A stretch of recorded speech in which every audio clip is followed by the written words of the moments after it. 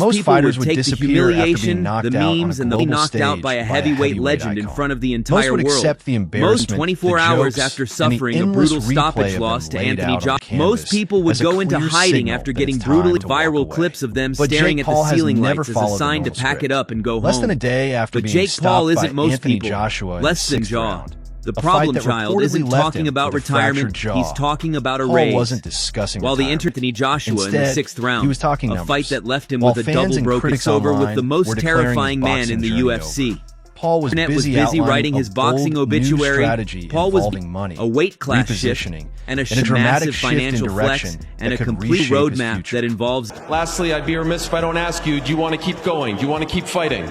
Oh yeah, for sure. We're gonna heal the broken jaw, come back and fight people my weight, go for the Cruiserweight World title. The immediate aftermath of the Miami fight was explosive.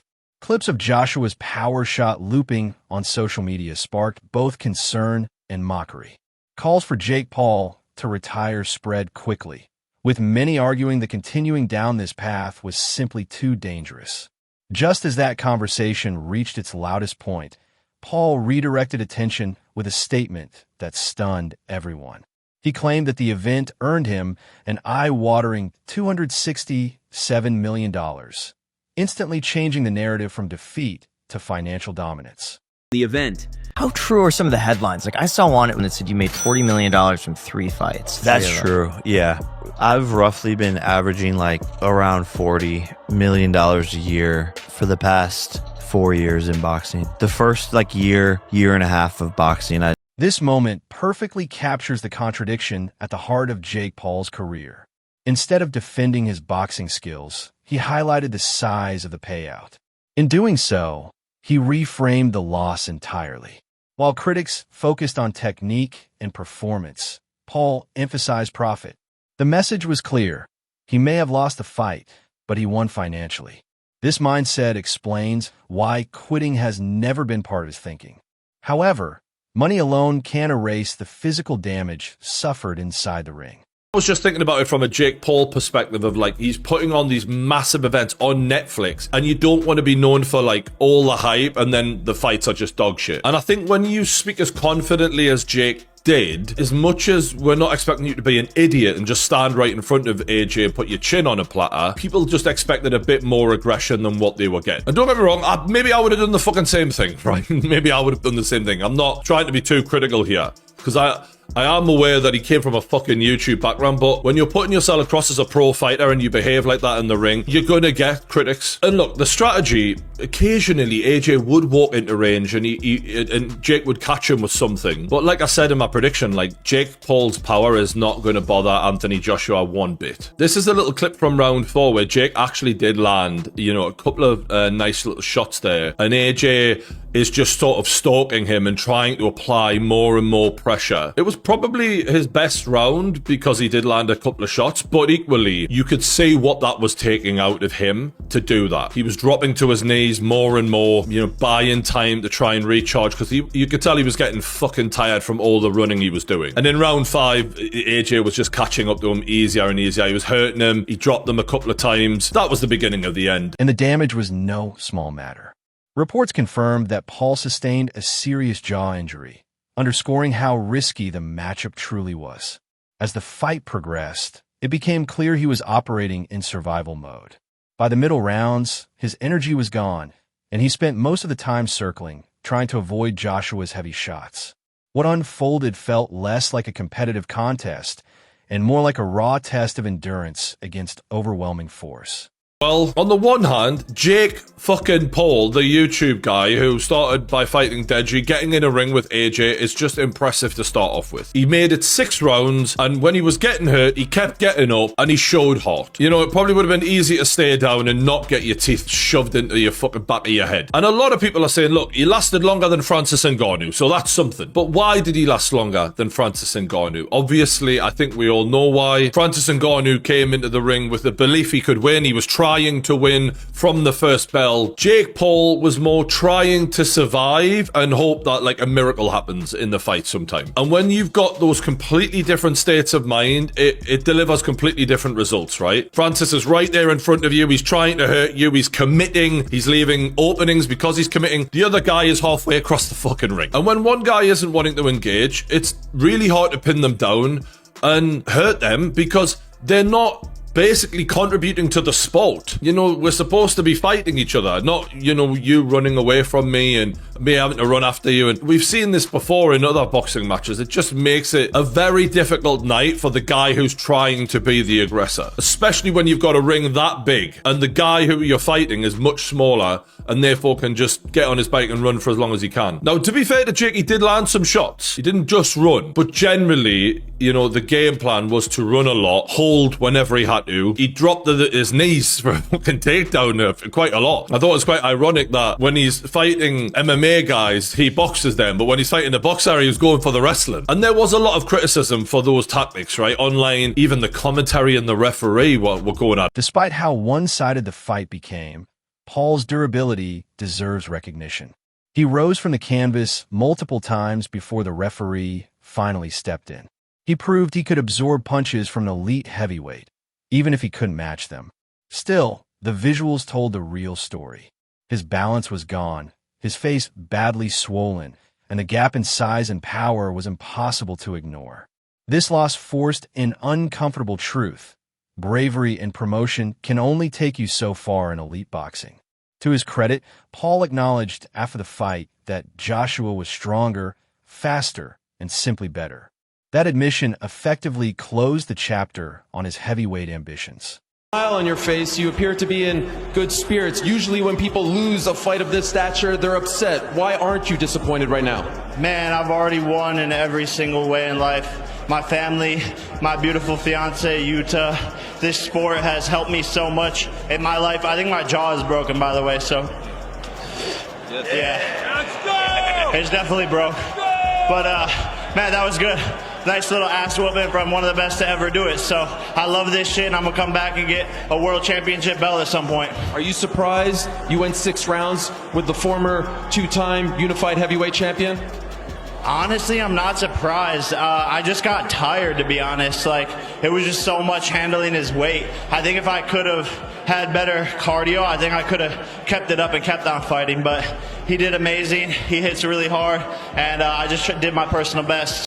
That realization has now shaped his next move. Paul has openly admitted that competing at heavyweight was a mistake. The attempt to bulk up and fight natural giants backfired. Speed and movement mean little when facing opponents with years of experience and a massive physical advantage. Rather than walking away, he's choosing to recalibrate, focusing on a path that doesn't put his long-term health at risk. Fucked up, but will you take care of me forever and ever? I started talking crap to AJ at one point. I was trying to get his head. I think I pissed him off. What were you telling him? I was just saying fuck that shit. And I love AJ. Yeah. But bro, I saw you going down. Yeah. I was talking but I just pissed him off. Then he broke my brother's jaw. Fuck his jaw, huh? You know, he's supposed to jaw. Yeah? He don't care though. Jake's having a fucking blast. We'll see him back again for sure? Yeah. The centerpiece of this new approach is a return to cruiserweight. Paul stated that once he recovers fully, he plans to compete against fighters closer to his natural size and pursue a world title at 200 pounds. This shift allows him to frame the Joshua loss as a size mismatch rather than a lack of ability. At cruiserweight, he believes his power and athleticism can once again become meaningful weapons. I think that still holds true. I think Jake is going to go away for a while. And it could be a long time because he just got more damage in one fight than he had got throughout his entire career, Jake Paul did. I would like to see the Tommy Fury rematch down the line. I don't think we'll get it, but that's what I would like. Selfishly, y'all are going to call me crazy, but I think that Terrence Crawford retired for a reason, and it wasn't just because he was fed up with sanctioning fees, and it wasn't just because he felt like he had done it all. Those are part of it, I'm sure, but it's also the fact that he doesn't have to defend a bunch of belts to go have a money fight with Jake Paul potentially in 2026. I don't know any rumors. I don't know anything. But don't be surprised if you see that. Or Jake versus Canelo. That fight could definitely happen too because now Canelo doesn't have a dance partner and he doesn't have any belts. So If Jake were going to come back in 2026, and I do think he fights a ton in 2026, I think it'll be a very slow year for him. Look for those two guys as the main two he would fight. I wish it was Tommy Fury, but I doubt it. On the other side, I want to see him get back into boxing specifically, get back into committing to this, because there is a massive, massive fight that awaits him in Tyson Fury. It's far past time that it happened. If they don't do it now, they never will. And yeah, man, I don't really know what else to say on this fight. As far as, what happened in there tonight, I know on Twitter people are going to want their money back, or they're going to call it a bad fight or a sloppy fight or whatever. And then there's going to be people, celebrating Jake's downfall. That was always going to be the case. Of course, the first time he gets rocked, dropped, and stopped, people are going to celebrate like it's the 4th of July, or it's their birthday, or like it's Christmas. So yeah, expect that, but I won't do that here. I won't, because I respect the hell out of him for going and doing it, and there's not any normal people on earth that would have done it. I don't care if you say, oh, for the money I would have, you're lying. And there's not many pro boxers that would have done what Jake did in stepping in with AJ, giving it his best shot, and, he wasn't anywhere near AJ. This move also signals that Paul still craves legitimacy within boxing. Remaining at heavyweight would have permanently labeled him a novelty act. But cruiserweight presents a more realistic opportunity. It's a strategic retreat, not surrender. By returning to his comfort zone and rebuilding momentum, he's betting that public opinion will soften. However, the most intriguing part of the plan isn't the division change. It's the opponent he's targeting next. Dog, are you insane? That was Yes. Alex Pereira, you said you want to box. I'm the king of this. Come over. We can make it happen. I actually want someone where there can literally be no excuses after. They'll make excuses. With him, what could they say? Pereira, I want you, big puppy. Paul has repeatedly hinted at a future showdown with UFC champion Alex Pereira. This isn't random speculation. With Dana White preparing to launch Zuffa Boxing, the timing couldn't be better for a high-profile crossover. Pereira brings danger, star power, and a massive fan base. For Paul, this matchup revives the formula that made him famous, facing elite MMA strikers in a boxing ring. It shifts the narrative from boxing failure to fearless challenge. Alex Pereira can win that fight. Win that I fight. think he knock him out. I do, but I don't think it's an unwinnable fight for Jake Paul. I don't think so. Jake Paul is definitely, he did show some really good things there. Being able to stick by the jab, commit to the jab. Yes, I know Alex Pereira is very good in doing the thing that was giving Mike Perry success in that fight. And that's slip, rip, slip counter. But Alex Pereira also holds his hands very low. Yes, he has a mean left hook, but he also holds his hands very low. That head moves when he's slipping and ripping. But other than that, it's not like it's constantly moving. It's not constantly doing what boxers' head movement should be doing. So I am not completely counting Jake Paul out of the fight, even though I do think Alex Pereira wins. I'm not completely counting Jake Paul out of that. Reactions to Paul's plan have been sharply divided. Hardcore boxing fans continue to demand his retirement, arguing that the Joshua fight exposed his limits. But surprisingly, Anthony Joshua himself offered respect rather than ridicule. In the post-fight press conference, Joshua praised Paul's toughness and commitment. That acknowledgement from a former heavyweight champion adds just enough credibility to keep the conversation alive. Everyone in this venue, now, you asked me a question. Look, it wasn't the best performance. It wasn't the best. The end goal was to get Jake Paul, pin him down, and hurt him. That has been the request leading up, and that was on my mind. It took a bit longer than expected, but the right hand finally found a destination. Now, Jake Paul, he's done really well tonight. I want to give him his props. He got up time and time again. It was difficult in there for him, but he kept on trying to find a way. It takes a real man to do that. Anyone who laces up his gloves, we always say we give them their respect. We have to give Jake his respect for trying and trying and trying. Well done. But he came up against a real fighter tonight that's had a 15-month layoff. We shook off the cobwebs, and I can't wait to roll into 2026. And if Tyson Fury is as serious as he thinks he is, and he wants to put down his Twitter fingers and put on some gloves and come and fight one of the realest fighters out there that will take on any challenge, step in the ring with me next if you're a real... This contrast fuels the ongoing debate. Is Jake Paul reckless or simply ambitious beyond his current level? That question keeps him relevant. As long as fans argue, they keep watching. Paul understands this better than anyone. For now, he's stepping away. A jaw injury of this severity requires time, and the break also allows public memory to fade. By staying out of sight for several months, anticipation builds. Every major cruiserweight fight or Pereira appearance will spark the same question. Is this Jake Paul's next move? Paul didn't get in there to win last night. He got in there to survive. And he didn't do a better job of surviving. He sold the fight brilliantly. That's what he is. He's a salesman.